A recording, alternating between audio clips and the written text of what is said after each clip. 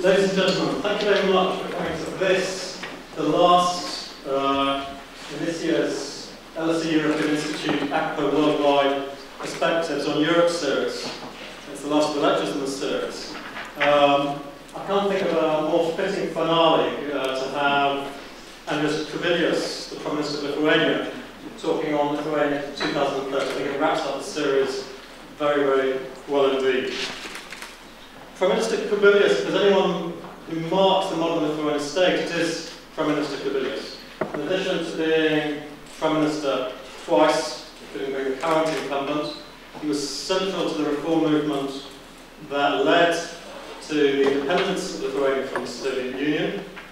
He's been pivotal in the emergence of parliamentary democracy, both as Deputy Speaker of the Parliament, but also in embedding its place within the European Union after accession as Chair of the Parliamentary Committee in European Affairs. There is no one who can speak more to, if you like, Lithuania's present and its future than the Prime Minister. He will speak for about half an hour, and then we'll have about half an hour for questions. I hope you will join me in warmly welcoming him to the stage.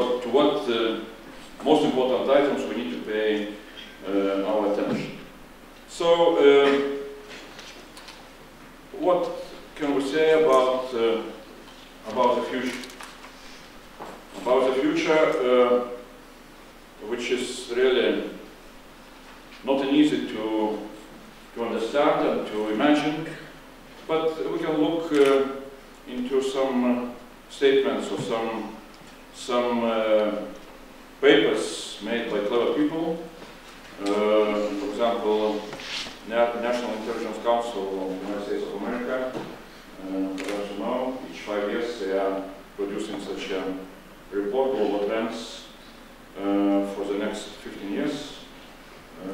This year they published the Global Trends for 2025, and some forecasts are very well known.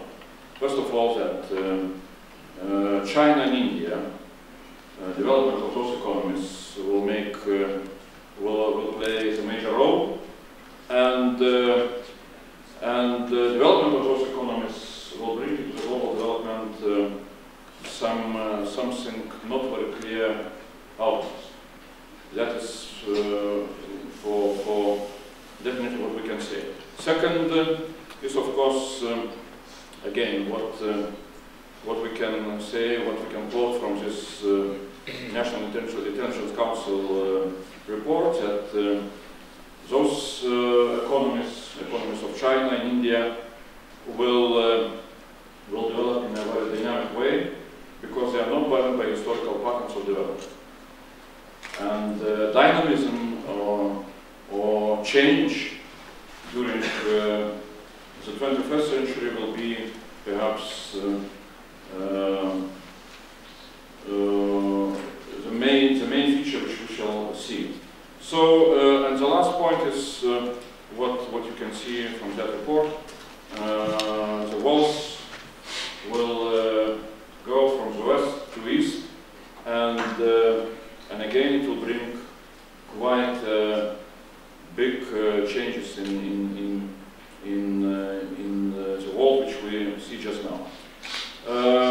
When we're speaking about long-term strategy for 2030, which we are also we have a special committee in Lithuania created by government, and we decided that the European way to create a strategy for 2020 is a little bit too. There's too little ambition in that way of thinking. And when you are thinking about the strategy for 2030, it's very clear that you cannot base your thinking on some kind of continuity. It's very clear that you need to go out from that understanding which you have just now about the world and the development of the world, and you need to have absolutely free mind and free thinking about how the world and how Lithuania will look like in 20 years' time. So that is why cycling is a very good activity for such a thinking. We can look into another